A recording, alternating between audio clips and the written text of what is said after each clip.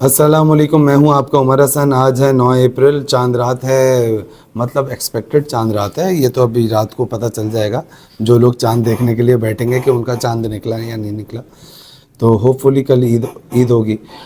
کراچی والے اگر اس چیز کو تھوڑا سا غور کریں کہ پچھلے 2-3 دن میں کتنا سکون ہو گیا ایک دم سے شہر کراچی میں، جگہ جگہ ڈکیت مرنا شروع ہو گئے، اور یہی شہر تھا 15 دن پہلے جو ہے وہ 15 دن پہلے سے 20 دن پہلے سے ایک خوفناک ڈکیتیوں کی ایک اٹھنے والی وارداتوں کی داستانیں تھیں جگہ جگہ کے اوپر۔ ایسے مطلب ایسا لگ رہا تھا کہ کچے میں بھی کیا ڈاکو کام کرتے ہوں گے جو پکے کے ڈاکو کام کر رہے ہیں۔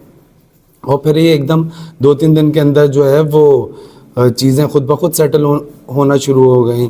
آپ کو جو ہے وہ اس میٹروپولیٹن سٹی کے اندر بیٹھ کر یہ سمجھ میں آتا ہے کہ بظاہر محسوس یہ ہوتا ہے کہ ایک ٹارگٹ دیا گیا تھا چند لوگوں کی طرف سے، اور جب جو ہے وہ فائنینشیل ٹارگٹس پورے ہو جاتے ہیں، جب وہ دیکھ لیتے ہیں کہ جی کراچی والوں کا خون چوس چوس کے اس بار کی ہماری عید پوری ہو جائے گی، ہمارے گھر چل جائیں گے، ہمارے معاملات بن جائیں گے، تو اس کے بعد جو ہے وہ قانون نافذ کرنے والے ادارے جو ہے وہ سڑکوں چوراہوں کے اوپر نظر آ جاتے ہیں۔ اس سے پہلے یہ تمام تر ادارے جو یونیورسٹیز میں بیٹھے ہوئے، کالجز میں بیٹھے ہوئے، جس کو جہاں پر جگہ نظر آتی ہے، کہیں پر چوکی بنی ہوئی ہے، کہیں پہ کچھ بنا ہوا ہوتا ہے، اور یہ سارے جگہ جگہ بیٹھے ہوئے ہیں، لیکن جو ہے وہ ڈکیتیاں اپنے عروج کے اوپر ہونا شروع ہو جاتی ہیں۔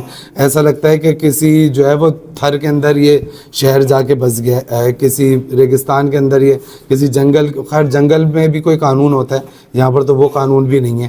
اور پھر یہی شہر ہوتا ہے کہ 3 دن 4 دن کے اندر جو ہے وہ سب کچھ جو ہے وہ ایک دم یکسر طور کے اوپر بدل دیا جاتا ہے۔ میری رائے کے اندر جو ہے وہ اب کراچی والوں کو جاگنا ہوگا، اپنے فیصلے جو ہیں نا یہ اب خود کرنے ہوں گے، اپنی حفاظت کی ذمہ داری آپ نے خود اٹھانی ہوگی۔ آپ کی ہماری پولیس بیچاری وہ جتنا کام کر سکتی ہے کر رہی ہے، مطلب مجھے تو بیچاری لگتی ہے پولیس بیچاری ہے۔ ہمارے جو دوسرے ادارے ہیں، بھائی ابھی عید ہے نا، ابھی نام اس لیے نہیں لے رہا کہ پھر گھر پہ میں نے بھی تو عید گزارنی ہے، تو وہ دوسرے جو ادارے ہیں وہ اس لیے کام نہیں کر رہے کہ ان کے پاس کرنے کے اور بہت سارے کام ہیں، تو وہ کیوں حفاظت کریں گے یہاں پر آ کر؟ وہ پہلے ٹارگٹ پورا کروائیں گے، اس کے بعد پھر حفاظت کے اوپر کام کریں گے۔ تو اب شہریوں کو جو ہے نا وہ اپنی حفاظت کی ذمہ داری خود اٹھانی ہوگی، اپنی جان کی، اپنی مال کی، اپنی عزت کی حفاظت خود کرنی ہوگی۔